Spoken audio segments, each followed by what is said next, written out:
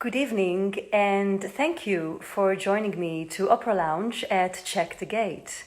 I am Chen Reiss, and my guest tonight is American star tenor Matthew Polenzani. Known for his gorgeous lyric voice, thrilling high notes, elegant musicianship, and dramatic commitment, welcome Matthew Polenzani.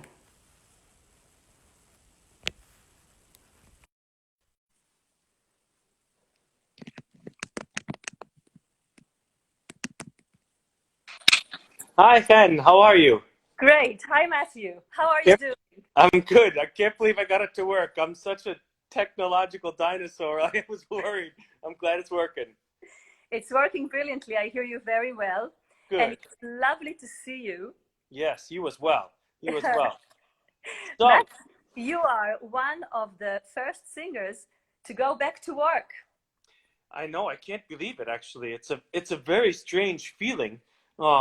I mean, it was strange to get on the plane. It was strange to come to Europe in particular, I guess, but because it's a long way to go for your first flight back.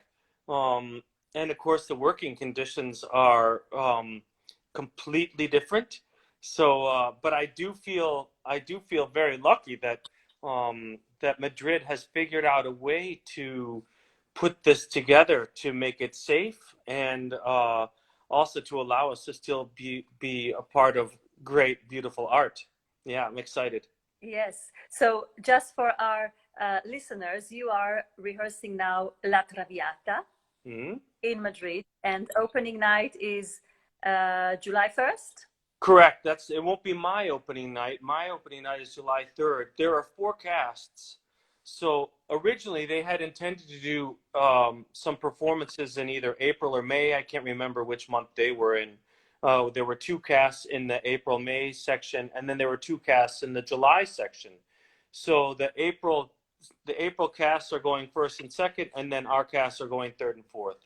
So there's a lot of rehearsal and not a lot of time. I mean, everybody has to get a shot at the stage, and I have to say that is one problem when you have four casts because there's just not enough time to get everybody a chance. But it's going to be okay because the staging is very simple. Um, they've done a really cool thing actually. It in a way it almost works actually. If you did it as a production, it could almost work. I think.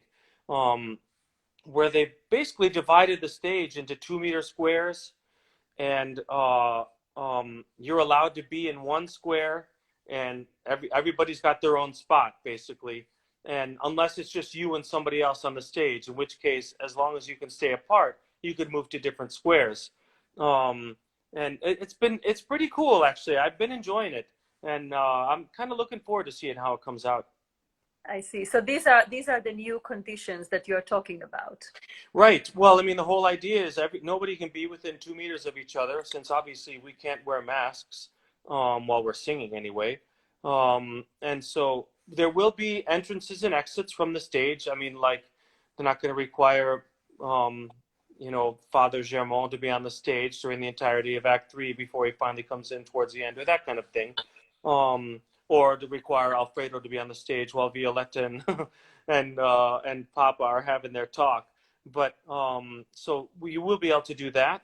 Uh, and of course, the chorus who will also be on stage, but they've been moved back, and they have also their own squares, and they each of them will stay in the square, and they've done a pretty good job. I think it's probably as safe as it can be under these sorts of circumstances, and everybody was going to have to be tested, I think weekly, so just to make sure that everyone is safe. And in the pit, this theater has three sizes for their orchestra pit.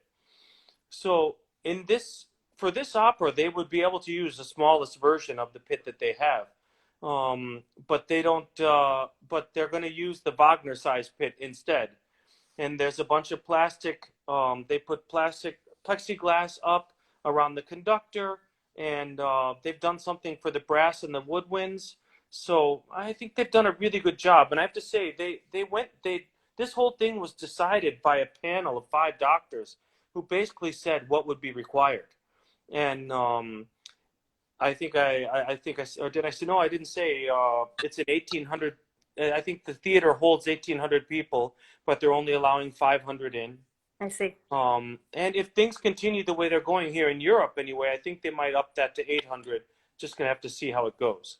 So, but it is, I mean, I have to say, um, it's really exciting to be a part of music again. Yes. And I mean, it's entirely possible that this will be the only job for the rest of the year. Depending, I mean, already I'm an American, and that doesn't preclude me from working in Europe. Usually, about half my year is here, but the fall was mostly New York and Chicago. December, I'm supposed to be here in Madrid for a recital, and I'm supposed to give 2 concert performances in Munich. And I don't know if that's going to happen or not. It just we're going to have to see how we go. Yeah. I think especially for American singers, that's a big hit. Yeah, I mean, for sure.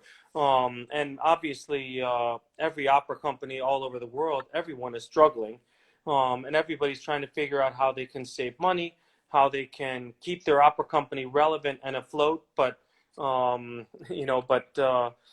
these things are difficult to balance. And I don't envy, I mean, as much as I don't envy being in the position you and I are in, or any of our colleagues, or any Broadway singer, or any dancer, or any actor, anyone whose livelihood depends on people gathering to watch, we are all in a very precarious sort of position. Um, so, I mean, I really, really hope that more theaters are able to do something like what Madrid is doing. And Madrid has announced that they plan to be open in the fall. So, man, that is a huge blessing for the worldwide Yes. operatic community, because if they're able to do it, then they're going to be able to set a template for other theaters to figure out ways to move forward. And our world is a much better world when we have music in it, and when we have live music in it. That's a type of thrill and a visceral, emotional experience that, yeah, CDs and online performances are great. But there's nothing like being there with the music and with the orchestra and with the chorus, and experiencing the emotions and the thrill of a voice riding over an orchestra that you can't get in a online performance. Absolutely. I completely agree with you. It's also the experience of being together with other people. Yeah, absolutely. Which is what we need today, after being isolated for so many months. I think a lot of us also on the psychological level really long for human contact. Oh, yeah. I mean, and I have to say, things got better. Things were very bad in New York, which is where I live, and they are much, much better there.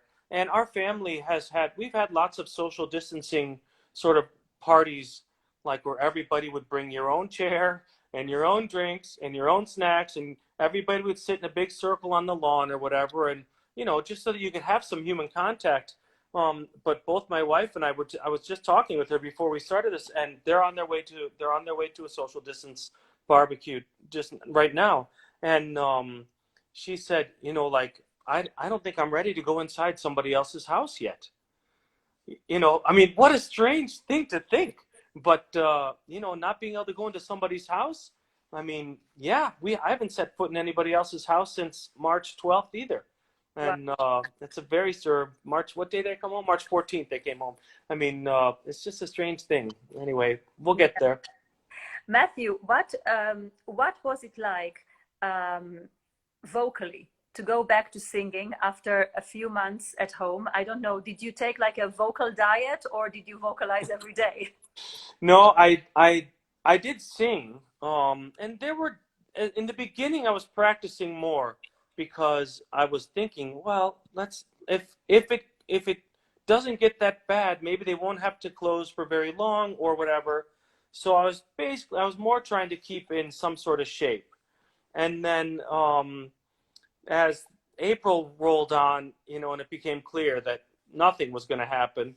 And I mean, I would say I didn't get the news about, I didn't really feel like Madrid was actually going to happen until probably 2.5 weeks ago, or three, well, maybe a little longer than that, maybe 3.5 weeks ago. So during April and May, I mean, I was still singing a little, but nothing operatic. And so when it became clear that they were going to go forward with these, and that they'd figured out way, and they got the blessing of the minister of the health and the cultural minister and the health minister, well, then I had to get myself back up. Normally, then I try to take at least a 5-week break in the summer. Okay. So that's a typical thing for me. I mean, I have children, and I like to do things with my family too, and so we usually will go and visit my parents who live in Chicago, and we'll do something as a family. But and if I take a 5-week break, then normally I would say I would want 2 more weeks to get myself back up to regular vocal condition. So I've been working hard these past 2 weeks, and man, when I started going, I called my agent and I said, geez, Gianluca, I don't know if I'm going to be able to do it. You know, like it's only it's just a few weeks away.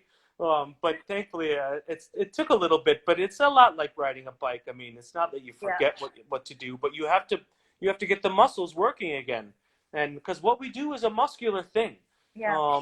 So all those muscles had to, you know, like I'm sure I'm probably short on stamina. But this is not a particularly long part. And so that's not going to bother me.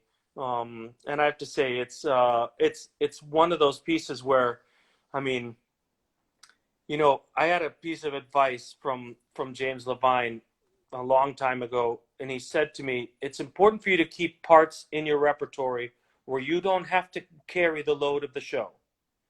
I mean, the load of the show obviously rests squarely on Violetta's shoulders. Yes. And so like this is a part for me where number one, there's nothing especially challenging about his music. Number two, like whether or not the show goes forward doesn't depend on me the same way as it depends on her. Or if you're talking about Elixir of Love, okay, that's the whole load of the show is on his shoulders, you know. So I mean, so this is a good one for me to come back with, but much harder for the people singing Violetta, I'm sure, you know, especially because it's such a touchstone role for so many. I mean, people think of this as one of those great parts that can be associated with a single singer. You know, it's one of those kind of roles. Yes, yes. Well, that's great that this is the first one. But just before the lockdown, you were rehearsing Florestan, your Right. first Fidelio, and suitable for Beethoven's anniversary year. You had 2 big projects, Missa Solemnis and Florestan. Yep. And Yep. A lot has been said about Beethoven's writing for the tenor voice. What is your view on the topic? So let me start by saying this. When the part was originally offered to me, I said no. I didn't even ask. I didn't ask who was going to be in it or anything like that. I just thought, well, you know, yes, I do think it's important to take pieces that are outside of your regular repertory. It's an important thing, and I've done it my whole career. Even though I've been largely based in Mozart and bel canto, those have been like the 2 things that I do the most by a long, long way. You know, like I thought it was important for me to sing Damnation de Faust or Werther, or like I had Louisa Miller a couple of years ago, Tales of Hoffmann. I mean, like I've added to my repertory over the years very steadily. So when then they came back and they said it was Kirill Petrenko who was conducting, and they said, listen, he's not trying to play it like Wagner. He sees it much more like Idomeneo, which is a role that I've sung a lot, and a role that it's my dearest Mozart part. And he hired Marlis Peterson as Leonora, and Marlis is a singer a lot like me. I mean, well rooted in Mozart, but definitely steps outside of that. He hired Peter Rose for Rocco, and he hired Wolfgang Koch as Pizarro, and every one of them is a more lyric voice. Yeah. If he'd hired Nina Stemme or Christine Goerke or Camilla Nyland or somebody like that for Leonora, well, then it would be very obvious that you'd need Jovanovic or Simon Neil or somebody Of course. like that. But he had a very clear intention for what he wanted to do, and when I found that out, I got very interested. So when it comes to the vocal writing, I have to say I did find the part to be quite a lot like any other Mozart role, with the exception of the end of the aria, which that's just brutal. It's a long climb up from the after that B flat. And the only thing I could liken it to in Mozart was maybe Alloveggio in Così fan tutte, which is this aria that most people don't do. But in the Met production, it was always in. So I sang it a lot there. And so I thought that other than the orchestra being slightly thicker, yeah, the tessitura wasn't much different from Mozart for me. And because Maestro Petrenko wanted this sound to be more like a Beethoven Mozart sound that might have happened in his lifetime, I didn't have any fear that I'd have to push and also it was in Baden-Baden. I mean, we're not talking a 4,000 seat Metropolitan Opera or a 3,500 in the Bastille or whatever the number is that they get there. I mean, like, this is a much more intimate theater. Maybe it's big by German standards, I'm not even sure, but it was not a big theater. So I had no fear. And I have to say, like, I did once I'd figured out how to sing the end of the aria, which is really the work in the whole piece, frankly, then all the rest of it felt pretty easy. And I knew that I wouldn't have to make a stretch to make my voice big enough to make it work.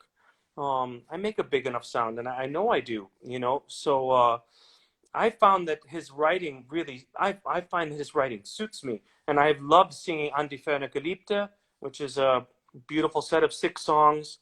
I sang his version of Adelaide, which is also so great. And I don't know, his music appeals to me a lot. On the other hand, the Missa Solemnis was a whole nother thing. Yes. Did you ever sing it? I was supposed to sing it this summer, so I have learned it right. in April. And right. It was a revelation for me as well. I mean, it's probably one of the most gorgeous pieces of music ever written. Unbelievable. Unbelievable. And like every Beethoven piece, it really goes directly to your heart. There is just so much humanity in there. He's such the most human composer for me. Is like really when it's yearning, when it's longing, you want to cry with him. Right. But you need a vocal plan to sing that piece. No, I totally agree. But I tonally, so many things, I thought, well, that's not going where I thought it was going. And whoa, like in a couple times, like I was working with the pianist, and I had taken February off just to learn Fidelio. I mean, Fidelio I had it in my head. I knew it. I'd sung Giacchino. I knew the opera. I knew most of all. I knew a lot of the music already. I had taken February to put that in my voice, to learn the Missa Solemnis, and to learn a recital program. So, I mean, like I worked hard over that whole month. I probably sang more that month than I'd sung in ages. Because, I mean, like, well, you might sing in a rehearsal process for 2 weeks or something, but then you're in your shows and you could have 4 or 5 days in between, or 3 or 4 days or whatever. So I was I sang the whole month, and then left for Baden-Baden on February 29th or March 1st or whatever, and I was home on the 14th. Horrible, but it's just our life. But at least you learned Florestan, and you learned the Missa Solemnis. And yes. You have it in your repertoire now. Yes, for sure. And I have way less fear about that part now than I did going in. I still think that if they're going to hire somebody like the sopranos who I named earlier, Well, you don't want me. You need a heftier, darker sound, and that's cool. I mean, but if someone has an idea to, it's not the first time I was approached for that part, actually. Another conductor a few years ago had asked me if I wanted to do it. It was probably 4 or 5 years ago now. And but I thought, well, it's too soon. You know, it's really too soon. And he had the same idea. He wanted to do it much more like Mozart, much more lyrically and not so held in version, you know. So I mean, I'm sure there'll be another opportunity down the road. I'm sure. And it's true about Beethoven, especially about Fidelio, since it's the third version. Of course, Hmm. the first version, which he wrote like 10 years earlier, the tenor part is very lyrical, very Ah, Mozart-like. So yeah, that's the amazing thing about him. He has one foot in the classic and the other foot already in the romantic and revolutionary. So yeah, for sure. that's Great incredible. music. Yeah. And Matthew, you mentioned Idomeneo, which has been Hmm. one of your signature roles. Your repertoire is really vast. You also sang a lot of French repertoire, of course, Verdi and Puccini. Many languages, different languages, any style that you gravitate towards? Like, what's your passion, really? Where does it lie? Well, yeah, you know, my passion is for doing different things. Okay. So, you know, I mentioned before about how like I I made sure that even though I was singing a lot of Mozart and Rossini in the beginning, um, that I was also singing like Romeo in Romeo and Juliet de Gounod, or um, first Traviata was in 2002 or something like that. Um, First Rigoletto was in 2004. I mean, you know, I would always step outside of each of those of my standard repertory and then go back to Mozart. And one thing that happened to me while I was doing that was I just became aware of the fact that I'd like to be doing different things, not doing the same thing all the time. And there was a year, it was 2008, where I sang Don Giovanni from June until December, Wow. and it was all I did. It was the whole summer and then the whole fall in three, I think it was two or three different places. And by the end, I could barely sing it. I mean, I could barely sing it. I was so uninterested and so tired of it. And it's a part that I love and I still love today. So many tenors say they hate singing Ottavio, but he falls right in the smack dab in the middle of that category I was talking to you about. A guy who Yes. he gets his regular paycheck, but he's not carrying the role, the opera. He's not carrying the opera, you know. So I have a passion for doing different things. I would say if I had to choose, I would likely say French music over anything else. I And thought so. yeah, if you asked me what my favorite role was, it'd be an easy answer, and the answer is Werther, and by a long, long way. And the only one that gets sort of close to it is Damnation de Faust, the Berlioz version. And I mean, those two things for me are at such a level that even Romeo or Faust or Manon, you know, I mean, like these things, I love them, but I don't love them the same way.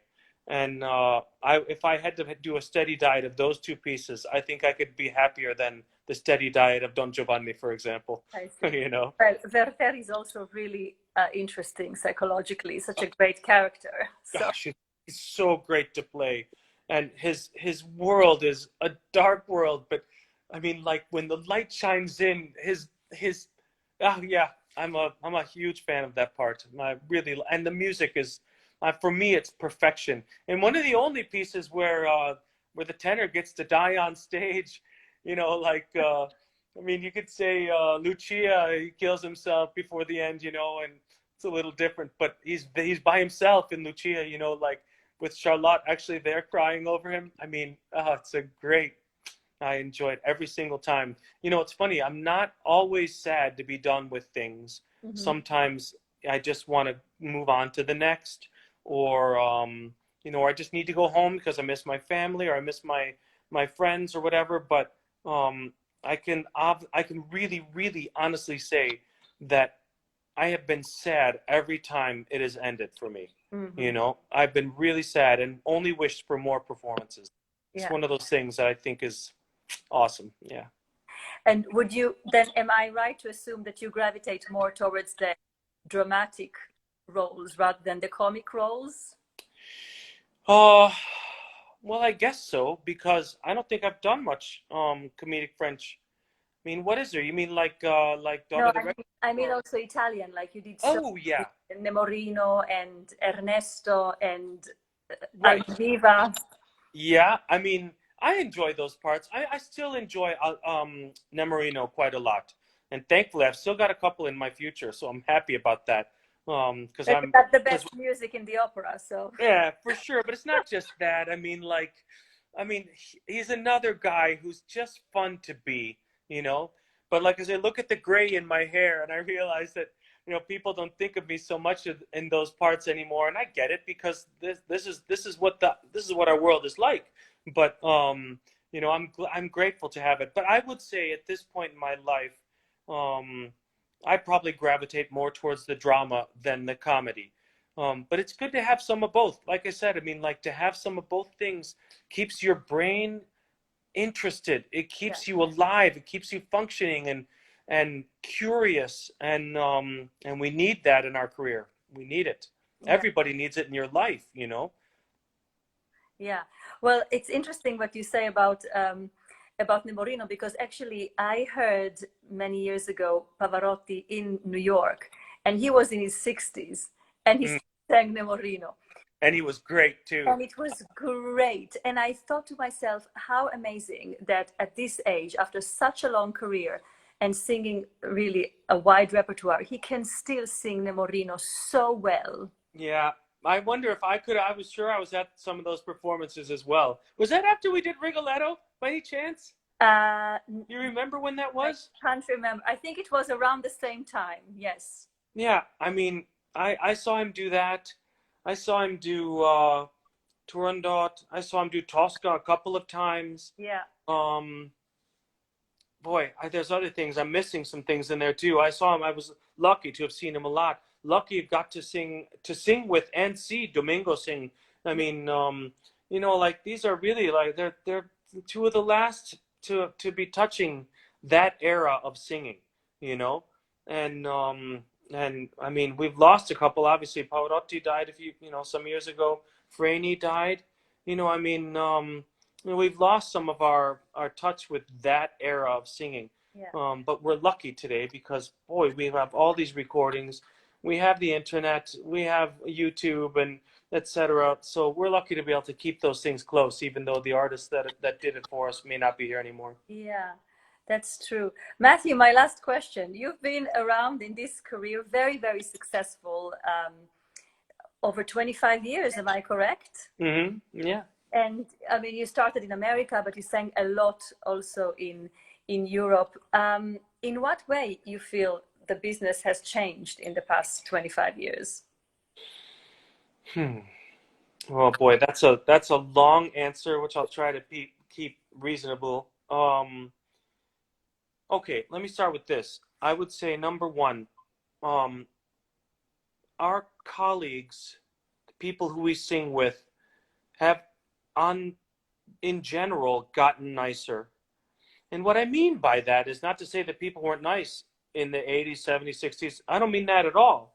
I mean to say that because all of us are traveling so much, and because all of us have such an ease, you could finish a matinee in New York on a Saturday and fly that evening and be in Vienna or Munich or London or wherever to rehearse the next day.